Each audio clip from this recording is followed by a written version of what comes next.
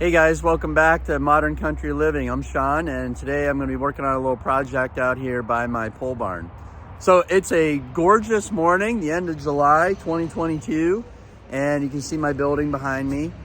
And one of the things, when I built this building, I had to raise that end of it up over there, had to put a bunch of fill in, and I tapered the approach into the doorway, but it's still kind of pretty steep. And when I'm backing up with an implement, the tractor, kind of starts spinning a little bit, makes like little potholes, whatever.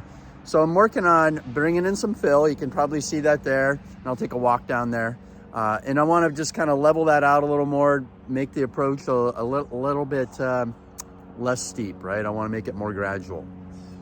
We had some rain. It brought a bunch of material into my yard area from the creek. So I'm able to take some of that, and I'll show you that. It's kind of got some shale in it.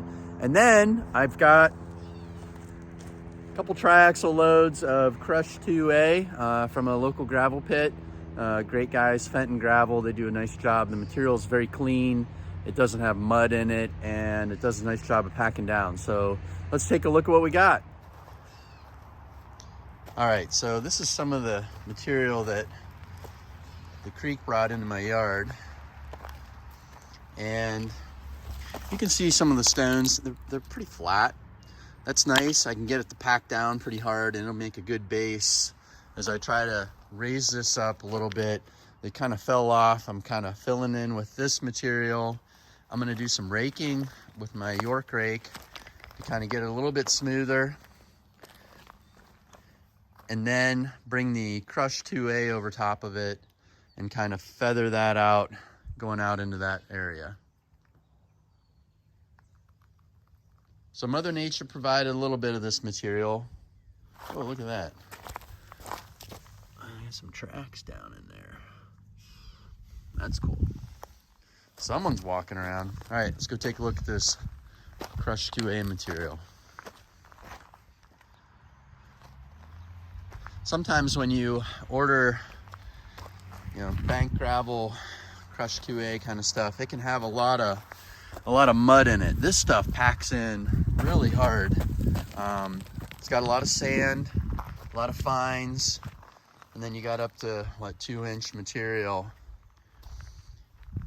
So I find I've used a lot of this. I brought it up in the driveway areas here. I used it all the way around my house.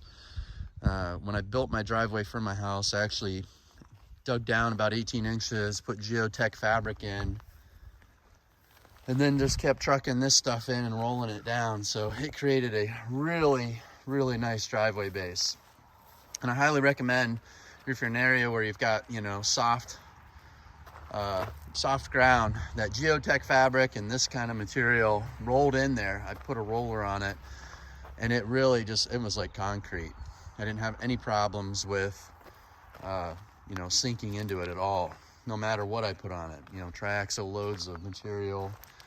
Just does a nice job. So the whole plan today, want to get that worked on, grade around, probably scratch a little bit through there, get rid of those weeds, dress this up a little bit.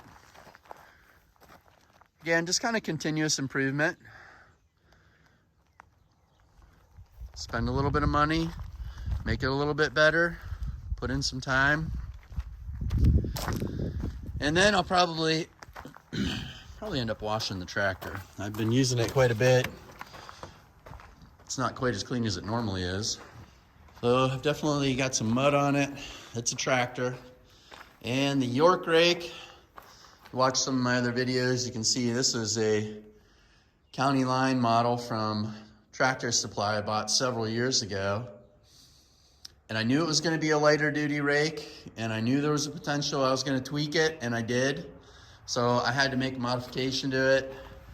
Ended up buying this square tubing here, heavy wall, and fabricating a new main beam so that I could actually have a rake that won't bend if I hook into something with it. But for my needs, this does a great job, and we're going to use it today.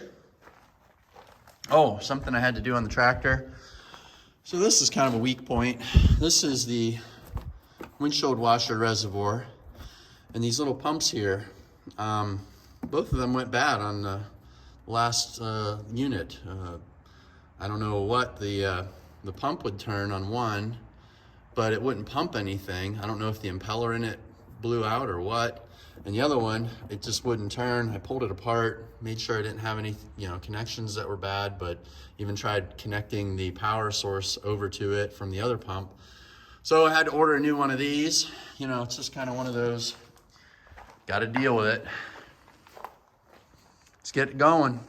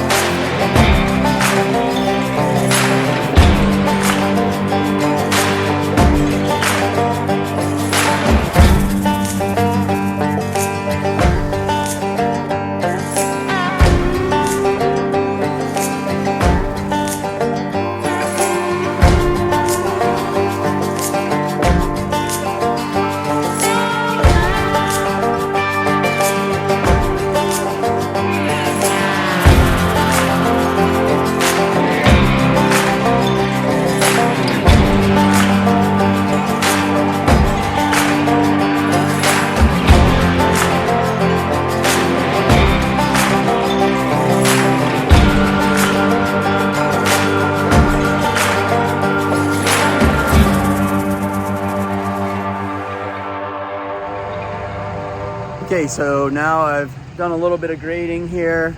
You can kind of see, got this kind of leveled out. I'm gonna pick a couple of these big rocks out of here and place them over on the side, and then I'm gonna start filling in with some of the crushed 2A, kind of get it sloped in here real nice and see if I need some more or if I've got enough. So keep at it.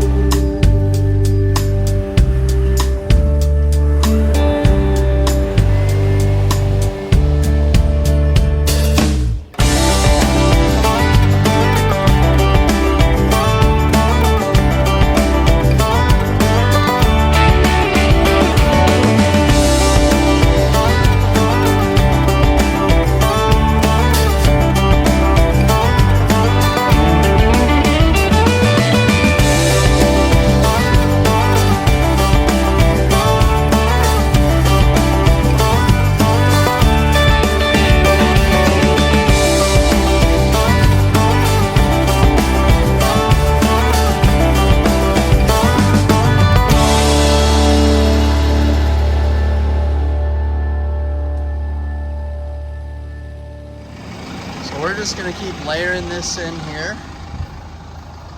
Get it kind of roughly spread out. Then use the back York rake and front bucket, back drag it. Create a nice smooth approach up into the garage bays. All right, I think I got it the way I want it now. Let's see, just a more gradual approach into that last bay, which is what I was looking for. Spread it around real nice. Tapered it down on this side too. And then regraded all that with the rake. Carried some of the stone out towards that area. We had a monster rain this spring that washed over that 4-foot pipe and actually eroded some of the stone on top, so got that kind of resolved.